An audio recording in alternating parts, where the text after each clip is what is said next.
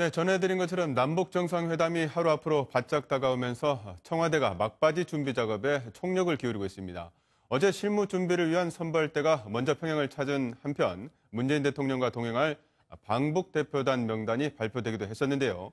문재인 대통령과 김정은 국무위원장의 첫 번째 만남 어떻게 전개될 것인지 차두현 아산정책연구원 개건 연구위원 모시고 자세한 이야기 나눠보도록 하겠습니다. 어서 오십시오. 네, 안녕하십니까. 네.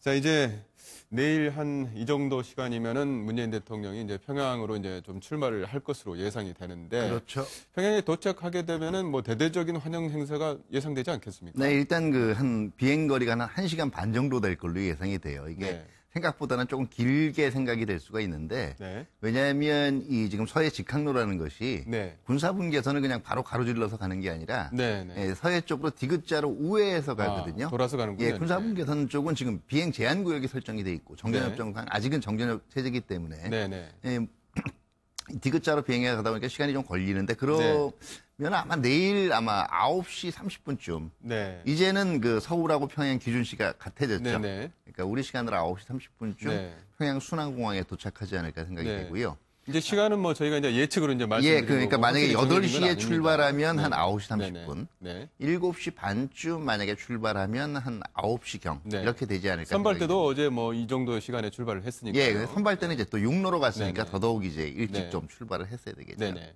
하면은 이제 뭐 대대적인 행사가 어떻게 환영 행사가 벌어질까요? 일단은 뭐 의장대 사열이 분명히 있을 것 같고요. 네네.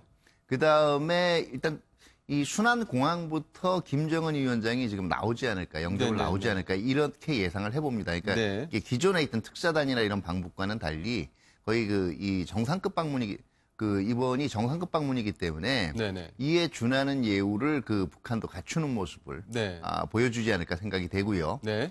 뭐 김정은 위원장이 여기 일단 순안공항에 영접을 나오게 되면 나머지 북한 정권의 이른바 얘기하는 이제 네. 그 실세들이라든가 네. 아니면은 뭐 공식 직함면에서 이 대외관계를 대표하는 인사들, 특히 김영남 이제 상임위원장이라든가 이런 인물들도 네. 총출동하지 않을까 생각이 되고요. 네. 이 순안공항 영접 이외에도 이른바 얘기하는 연도 환영이라는 게 있어요. 북한 연도 환영이라는 거는 어떤 거죠? 길에 늘어서서 일반 국민들이 네네. 쭉 환영해 주는 거예요. 우리도 사실은 1970년대 이런 네네. 경우에 6, 70년대에 많이 있었던 일입니다. 외빈들이 올 때 네네네네. 국가정상급. 이 평양 순안공항에서 평양 시내로 가는 네네. 회담 장소로 가는 중간에 이 이른바 얘기하는 대대적으로 평양 네네. 시민들이 동원된 네네. 연도 환영이 있지 않을까 지금 네. 예상이 됩니다. 뭐 김대중 대통령 같은 경우에도 뭐 1차 정상회담 때도 이제 네. 평양 시민들이 나와서 꽃을 이렇게 흔드는 그렇죠. 그런 장면들이 많이 보였었죠. 예. 네, 그렇게 되면 이제 일단 뭐 연도 어떤 환영이라든지 이런 거 있기 전에 네. 어떤 순안공항에 도착했을 때 원래 1, 2차 정상회담 때는 김정일 위원장의 부인이 나오지 않았고 공개되지 않았었는데 네네. 이번에는 리설주 여사가 당연히 같이 나오겠죠? 네, 제가 볼 때는 네네. 충분히 가능성이 있다고 네. 봐요. 왜냐하면은 이게 이 김정일 위원장 시대하고는 달리, 네. 김정은 위원장 같은 경우에는 이 퍼스트 레이디로서 이 리설주 여사를 띄워주는 네. 이런 경향이 특히 강하기 때문에 이미 뭐 1차 정상회담 더더구나 때도 북한이 나- 대외적으로 좀 과시하고 있는 게 네. 우리도 정상적인 체제다. 네네. 그렇기 때문에 다른 나라의 외교 프로토콜하고 거의 비슷한 지금 네네. 절차를 밟는다라고 네. 생각을 대외적으로 과시를 하고 있기 때문에 결국은 지금 김정숙 여사가 동행을 하기 때문에 네네. 당연히 지금 네. 리설주 여사도 네. 공항에 나오지 않을까 이렇게 생각이 네, 됩니다. 그렇다면 이제 1차, 2차 정상회담과는 달리 공항에서부터 굉장히 화기애애한 분위기가 좀 만들어질 것 같은데. 네네. 자, 그렇다면 이제 정상회담 장소로 가게 됩니다. 정상회담 장소는 어디가 가장 유력하게 떠오르고 있습니까? 원래 이제 그동안 공개 남북 정상회담이 열렸던 데는 이 백화원 초대소, 네. 그러니까 국빈용 초대소입니다. 네. 여기 영빈관이 거론돼 왔지만은 네네. 최근에 이제 특사단 방북이라든가 이런 전례, 특히 네. 그다음에 김정은 위원장 시대에 들어서 이제 지금 조금 바뀌고 있는 남북 간의 의전이라든가 이런 걸 고려를 해볼 때 네. 노동당 중앙위원회 이 청사에 네. 회의실이 될 수도 있을 거예요. 여기가 왜냐하면은 네. 김정은 위원장 집무실이 있는 곳이거든요. 집무실이 있는 곳이라서 회담하기에도 편리하고. 우리 작년에 기억을 하시면 한미 정상회담 열렸을 때 네. 청와대에서 했잖아요. 네네. 결국은 그다음에 김정은 위원장이 만약에 이제 서울을 오게 되면 우리도 당연히 청와대에서 회담을 하게 되겠죠. 그렇게 되면은 결국은 그런 프로토콜을 감안했을 때는 네. 본인의 주 집무실이 있는 공간에서 회담을 하는 것이 네. 가장 그 권위 있고 또 상징적으로 약속의 이 신뢰성을 높여주기 때문에 네. 제가 보기에는 그 지금 노동당 중앙위원회 청사회의실이 네네. 될 가능성도 충분히 있다고 봅니다. 네, 일단 정상회담을 이제 몇 번 할지까지는 안 알려졌습니다. 그러니까 그렇죠. 그 일정은 워낙 이제, 일정이 촉박하기 때문에 예. 2박 3일 동안 해야 할 이야기도 많고 그렇기 때문에 네. 정상회담을 몇 번 할지는 뭐 아직 정해지지 않았습니다만은 예상을 한다면 한 하루 뭐 첫째 날, 둘째 날 예, 제가 두 볼 번 때는 정도는 지금 이상은 그 지난 정상회담의 예를 들어보면 일단은 그 이 배석자를 둔 네. 확대 정상회담, 그 다음에 이제 단독 회담이 또 있을 수가 있을 거예요. 저 배석자를 네. 굉장히 거의 한두 명의 네. 이 배석자만 이제 배석을 하는 굉장히 축소된 이제 거의 단독 회담에 가까운 형태가 있을 수가 있고요. 네. 이거를 오전, 오후 하면 한 세네 차례 정도. 세네 차례까지. 지금 회담이 있게 되겠고, 그걸 바탕으로 해서 20일 날 이제 네. 제2의 판문점 선언문, 이번에 네네. 평양 선언문이 나오게 되겠죠. 네. 이게 나오지 않을까 예상을 해봅니다. 네. 그렇군요. 이제 정상회담을 하게 되면 네. 뭐 여러 가지 이제 뭐 의제들을 이야기할 것 같은데 일단 정상회담 이외에도 어떤 명장면이 좀 나올 것 같은데 평양에 가게 되면은 김정은 위원장이 문재인 대통령을 데리고 어떤 상징적인 장소를 가지 않을까요? 예를 들어서 우리 1차 남북 정상회담 때도 판문점에서 도보다리를 걷는 명장면이 연출됐었는데 그렇죠. 그런 게 충분히 연출될 수 있지 않겠습니까? 그렇죠. 뭐 네. 우리도 만약에 서울에 올 경우에 보여주고 싶은 데가 있을 거 아니에요. 네네. 그러니까 가령 명동도 있지만 강남도 있겠고요. 이제는. 네. 그러면 이거에 거꾸로 이 평양판에 속하는 명소들이 어디 있는지를 네. 살펴보면 나와요. 네. 대동강변. 한강처럼 대동강변을 같이 예. 걷는 그다음에 거죠. 네. 그렇죠. 그다음에 과학기술전당. 이게 네네. 북한이 특히 북한이 얘기해온 강성대국이 과학기술대국으로서 이것도 지니고 있기 때문에 네네네. 특성도 지니고 있기 때문에 과학기술전당. 네. 그다음에 김정은 위원장 때 주로 이제 이 문화 네. 발전을 문화 대국을 지향하면서 집중적으로 건설한 여명거리. 여명거리면 우리나라의 어떤 강남대로나 뭐 이런 강남대로에 가깝다라고 볼 네네. 수가 있겠죠. 네. 뭐 이런 곳을 안내하는 네. 기회가 분명히 있을 거고요. 여기서 어떤 1차 정상회담 때 네. 보여준 도보다리 회담과 같은 회담이 네. 있지 않을까 생각이 되는데 네. 조심해야 되는 게 네. 지금 이번 회담 같은 경우에는 1차 회담과 달리 2박 3일간은 열리게 되잖아요. 비교적 네. 시간 여유가 많거든요. 결국은 이런 상징들은 실질이 받쳐줄 때 더더욱 빛을 발하는 네. 거예요. 실질이라면 어떤 걸 말씀? 회담 내용이죠. 실질적으로 네, 네. 합의해서 1차 판문점 네네. 선언과 비교할 때 얼마만큼 진전된 네네. 진전된 바와 구체성이 있느냐 이런 것들을 이제 앞으로 관찰하게 될 거고 네네. 사실은 뭐 남북한 관계가 그동안 워낙 좀 소원해 왔기 때문에 이런 상징들이 계속 축적되는 것도 신뢰 측면에서 좋긴 하지만 네. 이게 상징만 남아서는 조금 곤란한 측면이 있죠. 실질적인 회담 결과가 예, 있어야 우리가 된다. 자꾸 이런 네. 상징들만을 많이 강조를 네네. 하게 되는데 네. 얼핏 이런 상징에 취하다 보면 네네. 상대방은 상징만 주고 네. 실질은 또 잘 안 내놓으려고 한단 네네. 말이에요. 그렇습니다. 일각에서는 문재인 대통령이 등산을 좋아하기 때문에 백두산을 가지 않겠느냐 이런 이야기도 있는데 한 가지 또 이제 좀 이렇게 우려되는 게 이번 어떤 이제 정상회담을 계기로 문재인 대통령이 금수산 태양궁전 그러니까 김정일 위원장 네네. 또 김일성 전 위원장의 어떤 시신이 있는 금수산 태양궁전을 가게 되면 상당히 위험해지지 않겠습니까? 글쎄요, 그런 네. 얘기들도 나오고 있는데요. 네. 지금 문재인 대통령께서 여러 번 얘기하신 것이 결국 상대방의 체제를 인정하고 존중해 주는 것이 네. 남북한 관계의 신뢰의 네. 출발점이 될 수가 있거든요. 그렇기 네. 때문에 사실은 제가 볼 때는 이건 나중에는 충분히 할 수가 있는 문제. 특히 지금 당장은? 종전선언 같이 네. 이런 완전히 이제 과거의 전쟁이 종결됐고 네네. 이런 상징적인 조치가 있을 때는 충분히 이제는 네. 그렇게 되면 남북한 간의 대표단이 우리 8.15 행사 때도 네네. 우리 정부 수립 기념일이잖아요. 네네. 북한 대표단이 올 네. 수가 있는 거고 북한의 구구절 행사 때도 초청이 있으면 우리 대표단이 갈 수도 있는 네네네. 겁니다. 이렇게 되면 북한이 왔을 때 북한에서 만약 김정은 위원장이 왔을 때 우리 국립현충원도 와서 네네. 참배를 하는 거고요. 네네. 우리도 마찬가지로 금수산 태양궁전을 방문을 할 수가 있는 거예요. 네, 이제 그거는 이제 종전선언이라든지 완전히 어떤 진전이 이루어졌을 그리고 때 상호성의 문제라는 네네. 얘기예요. 상호 신뢰가 완전히 쌓였을 예, 때 예, 말씀하시는 거죠. 예. 네.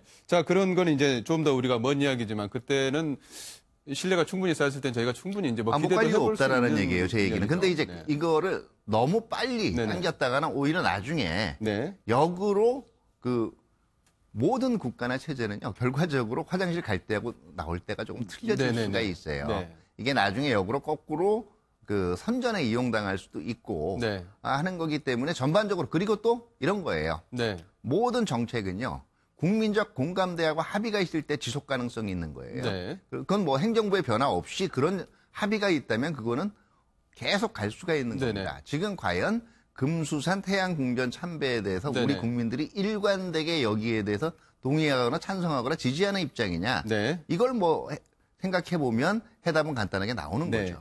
뭐 이제 참고로 말씀을 드리면 김대중 전 대통령 같은 경우는 이제 금수산 그 태양궁전은 참배를 요구를 받았다가 은근히 계속 이제 네, 요구를 했어요. 막판에 이제 북한이 철회를 했어요. 거부를 해서 예, 예. 같이 참배를 안 했었고 그리고 또 노무현 전 대통령 같은 경우는 집단체조 아리랑을 관람을 하기도 했습니다. 네네. 이번에 문재인 대통령도 최근에 어떤 집단지체 계속 북한에서 하고 있는데 관람은 충분히 할 수 있지 않겠습니까? 이거는 뭐 충분히 할 네. 수가 있는 거죠. 왜냐하면 이거는 그 뭐 여러 가지 뭐 체제 선전이다 얘기도 있지만은 네. 상대방이 어떻게 보면 자랑스럽게 보여주고 싶은 자기의 문화 콘텐츠기도 하고 장기거든요. 네. 그거는 충분히 이 관람을 할 수가 있는 거죠. 네. 자, 그렇다면 이제 어떤 겉 행사를 떠나서 네. 이제 가장 중요한 건 조금 전에 말씀하셨지만 실질적인 어떤 소득인데 네. 문재인 대통령 이번에 뭐 종전선언 관련해서 예. 김정은 위원장과 담판을 짓고 나와야 되지 않겠습니까? 이번에는 정말 어떤 실질적인 소득이 있어야 되지 않겠습니까? 네, 제가 보기에는 이제 이런 거예요. 그 종전선언 같은 경우에는 지금 연내 종전선언을 하는 걸로 이제 얘기가 됐잖아요. 네네. 그러면 이거를 재확인하면 사실은 이제 원래 나오고 있는 얘기는 금년 내에 이렇게 되다가 할 수 있을까? 네. 뭐 이런 얘기도 나오잖아요. 네. 이걸 다시 재확인하면 되는 거고 비핵화와 관련된 조치들은 사실은 시한이 없었어요. 4.27 판문점 선언에는. 네네. 그렇다면 연내의 초기 단계 조치를 뭐 종전선언하고 거의 동시에 지금 네네. 이 추진을 한다. 네. 이런 구체성 있는 어떤 시한이 있는 약속들이 나오게 되면 네네. 조금 더 의미가 있지 않을까 하는 거고 네. 또 하나가 이제 이런 거예요. 1차 특사단 방북했을 때 3월 달에 그 당시에 뭐 여러 가지 김정은 위원장이 했다라는 얘기가 사실은 특히 뭐 한미연합 일상적인 수준의 한미연합 훈련을 양해를 한다든가 네. 아니면은 이 핵을 이용해서 뭐 한국에 대해 선제 공격을 하지 않는다든가 네. 공격하지 않는다든가 이런 표현은 김정은 위원장 이 그런 얘기를 했다고 전해지긴 했지만 판문점 선언은 안 나왔단 말이에요. 네네. 그러니까 이제는 이번에 나온 얘기 중에서 하나가 종전 선언하고 한미동맹이나 주한미군 문제는 아무런 상관이 없다든가 네. 이런 그다음에 이 트럼프 대통령의 제1차 임기 이내에 분명히 비핵화를 할 네. 의지가 있다. 네. 이런 것들이 판문점 선언에 담기게 된다면 네네. 상당히 외부 미국을 비롯한 주변국으로부터도 아주 좋은 반응이나 네. 지지를 이끌어낼 수 있겠죠. 이번에 뭐 문재인 대통령 가서 김정은 위원장과 종전선에 대한 어떤 초안을 작성을 만약에 한다면 가장 큰 어떤 실질적인 소득이 될 것 같은데 일단 정치 분야에서는 그렇습니다. 그리고 이번에 또 경제 분야를 따져보면 다만 정전선언 초안 문제는 제가 네. 보기에는 조금 네. 난센스예요. 네네. 왜냐하면은요. 이게 종전선언을 만약에 종전선언을 우리 둘이 하는 거면 초안을 마련을 할 수가 있어요. 네. 이미 뭐 미국의 의견을 가지고 갔을 수도 예. 있지 않겠습니까? 근데 이게 지금 사자가 하는 상황에서 네네네.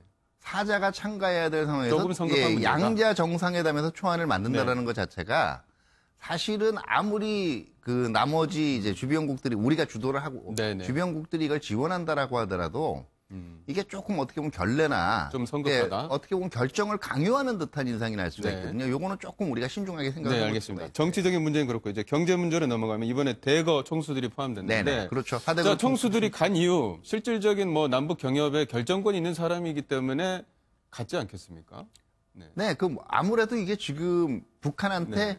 이렇게 많은 기회가 있다라는 거를 보여주는 네. 것 같아요. 가서 눈을 보면 뭔가 예. 다르겠죠. 그러니까 결국은 실질적으로는 북한의 이제 이 한반도 신경제지도라든가 네. 남북한 간의 경제 이 협력 비전이 활성화가 되려면 정부 차원의 대북 지원이나 어떤 대북 일부 투자 가지고는 네. 불충분하거든요. 민간이 들어가야 됩니다. 네. 그러기 위해서는 민간에서 가장 큰 자본력을 지니고 있는 4대 기업들이 여기에 들어서 실질적으로 무언의 어떻게 보면 비전을 얘기해 주는 거죠. 네네. 이만큼 빨리 비핵화가 돼서 남북 경제협력이 됐을 때 큰 네. 기회가 지금 준비돼 있다. 네. 이런 거를 웅변하는 거라고 볼 수 있죠. 네, 뭐 총수들 뭐 4대 그룹 같은 경우에 오랜만에 또 한 자리에 모이게 되는데 예. 아마 그 호텔에서 머무는 동안 그 총수들끼리도 앉아서 북한에 대해서 어떻게 투자해야 될 거냐 뭐 그런 이야기도 뭐 자연스럽게 나누지 않겠습니까? 그렇죠. 네, 네. 그리고 만약에 이런 기회가 있게 되면 앞으로 투자 설명회 같은 것도 네. 이제는 왜냐하면 뭐 아름아름으로 각 4대 그룹들이 북한 지역에 대해 개별 연구들도 하고 있고요. 자문들도 받고 있고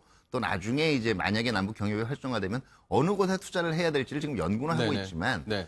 실질적인 가장 현황을 잘 알고 있는 건 북한 자신이란 말이에요. 여기에 대해서 가지고 그리고 또 북한이 사실은 우리가 거점으로 잡고 있는 지역하고 북한이 개발하고 싶은 지역이 꼭 맞진 않아요. 특히 북한 같은 경우에 김정은 위원장이 가장 역점적으로 추진하는 것이 이렇게 16개 지금 내륙 경제 특구들이 있어요.